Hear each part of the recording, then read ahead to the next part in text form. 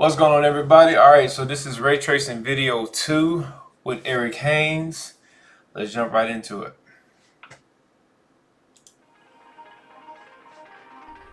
Hi, my name is Eric Haynes at NVIDIA, and this lecture is Rasterization versus Ray Tracing. To start with, I like to have a quote, and this one is, "The brute force approach is ridiculously expensive."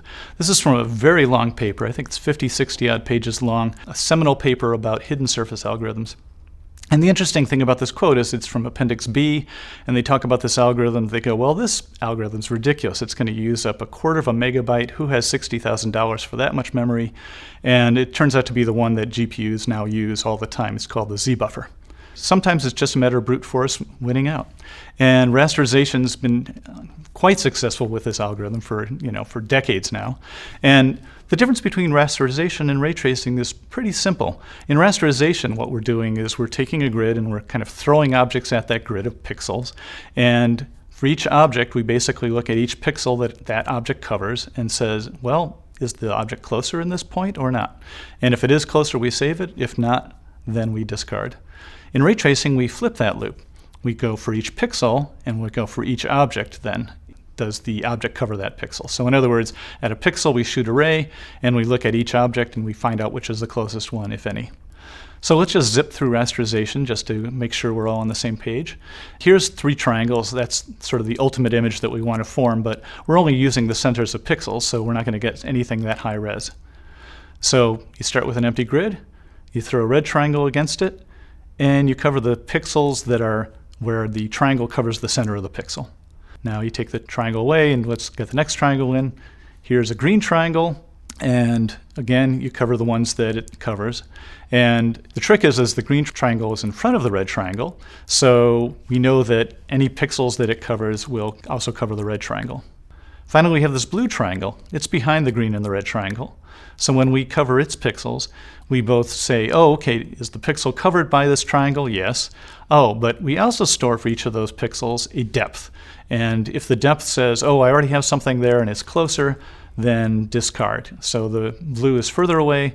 Only the pixels that are not covered by red and green get covered by the blue. With ray tracing, as I say, we reverse the process. We start shooting rays, and as we go, we basically are hitting various objects. So at this point, we hit a red and a blue triangle, and the red triangle is closer, so that's the one that shades the pixel. And we keep through this process, and we hit green triangles and red and so on. And as we go, we now go through the whole process, and we get the same answer. We get the same image as the rasterizer. The thing that makes ray tracing particularly useful as the scenes get larger and larger and more complex is something called the bounding volume hierarchy. So with the bounding volume hierarchy, what you're doing is you have a circle that encloses your whole scene, and within that then there are other circles within circles within circles, and on down the tree until you get to actual objects. And this has a great advantage for ray tracing because you shoot a ray against that structure and it can be extremely efficient. So for example, if the ray doesn't hit the outer circle at all, then we're done. We don't have to look at any of the circles within circles because we know we haven't hit the outer circle.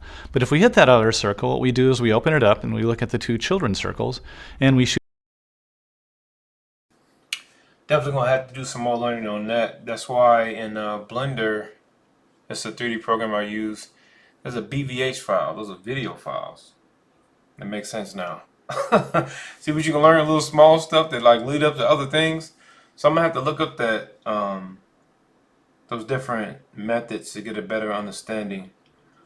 But I keep the same with restoration. I think that's been what I tread lightly on the PC gamer community with my words, but because I made my first computer in 2013, but it seems like instead of worrying about like different algorithms, like he's mentioning here, the trend has just been, let's just get more power to do it. But just like they find in some of these graphics cards that we get, when new technologies come out or new algorithms come out, your previous graphics card can actually have unlocked potential within it because of the new technology that's coming out. So then when you get new algorithms that do things better and more efficient, don't take up so much memory, and then you put extra power on top of that, you get even better,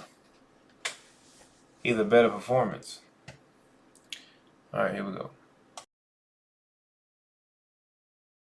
Shoot the ray against those, and on down the chain until either we hit something or we're clearly not going to hit anything. We're out of circles to shoot against. And so this process tends to be order log n in computer science terms.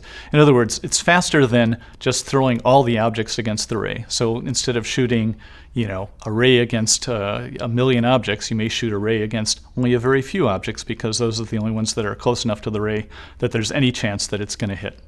Here's another view of that kind of algorithm, and is more kind of what we actually really do in ray tracing, which is to use bounding boxes. So here we have a hierarchy of boxes, and as we go on down the chain, we basically are looking in those boxes, and then there's sub-boxes and sub-sub-boxes. And eventually we find out, okay, that one box has a bunch of triangles in it, and oh look, the ray hit that one triangle. So instead of shooting the ray against 1,000 triangles, we might shoot it against a handful of boxes and a few triangles, and that's it. So it's much more efficient. Interestingly enough, this used to be the reason that people thought, well, ray tracing is going to totally beat rasterization back in the 80s. Like, they thought, okay, this is it. Look, we have this order log n. Rasterization, well, look, for rasterization, we have to throw every triangle against the screen. So that's going to be order n, n being the number of objects in the scene. However, rasterization has a bunch of ways that it can do the same kinds of tricks and so on that allow you to get sort of order log n behavior. So that's not really a great argument. And this slide is rasterization and ray tracing and compares the two. And I'm not going to go through it, but you can look at it, you can put pause and try to see what all the differences are. But the real point is here is that they're kind of just complementary. They're two different ways of looking at the same rendering system. Is that you want to make a picture, well, what's an efficient way to do it? Well, with ray tracing, you are shooting rays. With rasterization, you're throwing triangles on the screen. The key here is that it really isn't rasterization versus ray tracing. Rasterization is really good at situations where there's a point, and like such as an eye point or a light, and you want to look out into the scene, and you're happy to get a nice regular grid of pixels or whatever, and have these samples at a regular distance and so on. And ray tracing is much more general in that you can take from any point to any point and see what's in between or what's along that ray.